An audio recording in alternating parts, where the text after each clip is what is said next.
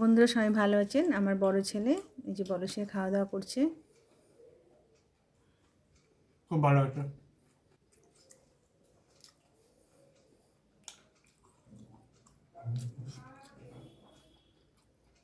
Heavy সিদ্ধ হয়েছে মাংস। আমার বড় ছেলে ব্যাঙ্গালোরে থাকে, তো এসছে বাড়িতে এক সপ্তাহ, আজকেই চলে যাবে, তাই জন্য এত কিছু রান্না করলাম। এখানে মটন, পাবদা মাছ আর পমফ্রেট মাছ করব। পাবদা মাছ হচ্ছে রান্নাটা আমি করবো। এখানে মাংসটা আমি এখানে আগে মটনটা মেখে নেব। পেঁয়াজ দিয়ে দিলাম, আদা রসুনের পেস্ট, নুন, হলুদ আর ভাজা মশলা দিয়ে দিলাম আর লঙ্কার গুঁড়ো দিয়ে দেবো এখানে আমি।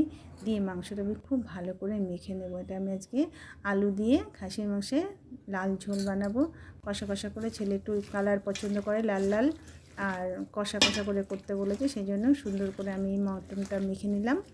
আর পাবদা মাছে হচ্ছে তিল আর সর্ষে দিয়ে ঝাল করব। আর পমফ্রেট মাছটা যে দই পমফ্রেট করব এখানে।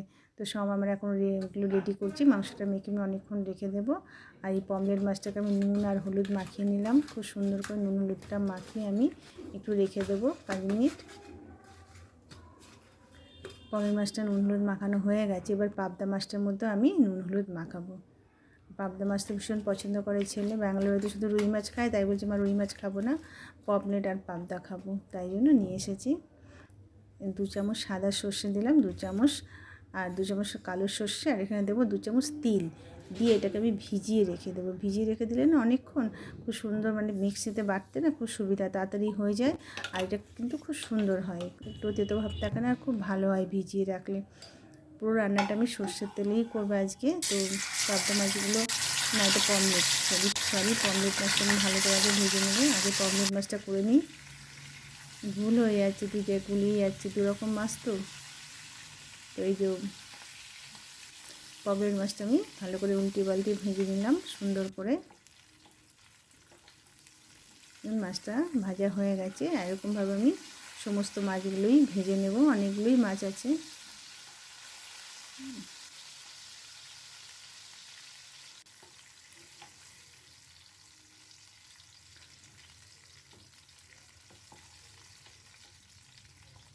পমফ্রেট মাছটা না খুব সুন্দর হয় খেতে এইভাবে রান্না করলে। তো মাছগুলো আমি সব ভেজে নিলাম।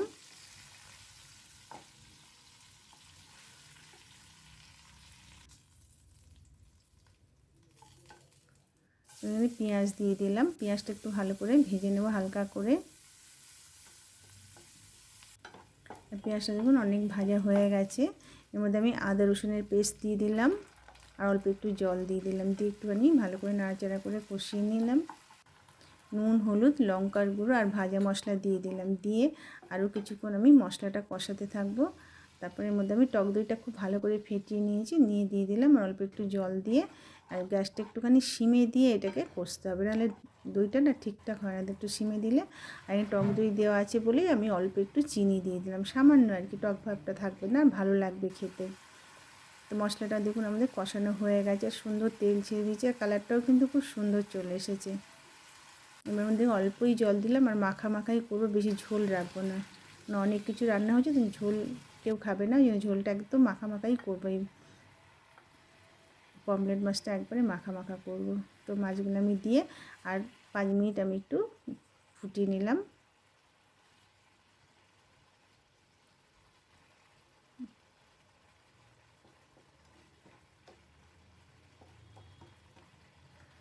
একটু অল্প ধনেপাতা দিয়ে দিলাম, আর পাবদা মাছটা আমার রেডি হয়ে গেছে। আমি মটনটা করবো, এখানে কড়াইতে দিয়ে দিলাম। আলুগুলো একটু ভালো করে ভেজে নেব। আলুগুলো খুব সুন্দর করে আমি ভেজে নিলাম। এখানে আমি বড়ো কড়াইতে নিয়েছি, আর অনেকটাই মটন আছে। তো আলুগুলো আমার ভাজা হয়ে গেছে। এখানে আমি গোটা গরম মশলা দিয়ে দিলাম। আমি না গোটা গরম মশলা দিই, আর এটা দিলে না খুব ভালো লাগে, মানে গন্ধটা খুব ভালো হয় আর কি। তো মটনটা আমি দিয়ে দিলাম, দিয়ে আর এখানে আমি অনেকক্ষণ ধরে কষাবো। কড়াইতেই আজকে আমি মটনটা রান্না করব, প্রেশার কুকারে করব না। আর এখানে আমি অনেকক্ষণ ধরে এটাকে আমি কষিয়ে নেবো, একটু সিমে দিয়ে রেখেছি। দিয়ে আস্তে আস্তে আমি মটনটা অনেকক্ষণ ধরে কষাতে থাকবো। কড়াইতে রান্না করলে না মটনের কিন্তু টেস্ট বেশি হয়, অনেক ভালো লাগে খেতে। এখানে আমি ঢাকা দিয়ে দিলাম। মটনটা এদিকে হতে থাক, আর এখানে আমি পাবদা মাছটা করে নেব। পাবদা মাছটা সর্ষের তেলেই আমি করব। তো পাবদা মাছটা আমি খুব সুন্দর করে ভেজে নেব। আর এই মটনটা কিন্তু বারে বারে নাড়তে হবে, না নাড়লে কিন্তু নিচে অনেক সময় লেগে যায়, যেন বারবার মটনটা নাড়াচাড়া করতে হয়। আর মাছটা ওইদিকে আস্তে আস্তে আমি উল্টে পাল্টে সুন্দর করে ভেজে নিলাম।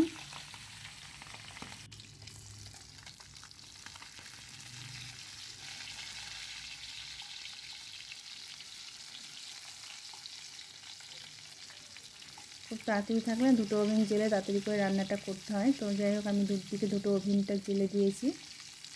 আর আমার ভাত হয়ে গেছে, আর পমলেট মাছটা হয়ে গেছে, আর পাবদা মাছটা করে দিচ্ছি এখন আমি। তো পাবদা মাছটা খুব সুন্দর করে আমার ভাজা হয়ে গেছে। আর মটনটা দেখুন অনেকটা কষে মানে হয়ে এসছে, মানে কষানো, আর খুব সুন্দর কালারটাও চলে এসছে। এখানে আমি সর্ষে আর তিলটা ভিজিয়ে রেখেছিলাম, ওর মধ্যে আমি এগুলো কাঁচা লঙ্কা দিয়ে খুব ভালো করে পেস্ট করে নেব। আর মটনের মধ্যে আমি একটু কাশ্মীরি লঙ্কার গুঁড়ো দিয়ে দিলাম কালারের জন্য। ছেলে বলেছে মা ভালো করে কালার করে করবে সুন্দর করে। আর সর্ষেটাও আমার বাটা হয়ে গেছে, সর্ষে আর তিলটা। পাবদা পাবদা মাছগুলো সব ভাজা হয়ে গেল আমার। গ্যাসটা সিমিয়ে দিয়ে আর আমি এখানে তিল আর হচ্ছে সর্ষে, এই দুটো একসাথে এখানে আমি দিয়ে দিলাম। দিয়ে অল্প জল দিয়ে একটুখানি আমি সামান্য কষিয়ে নেব। আর এখানে নুন আর হলুদ দিয়ে দিলাম।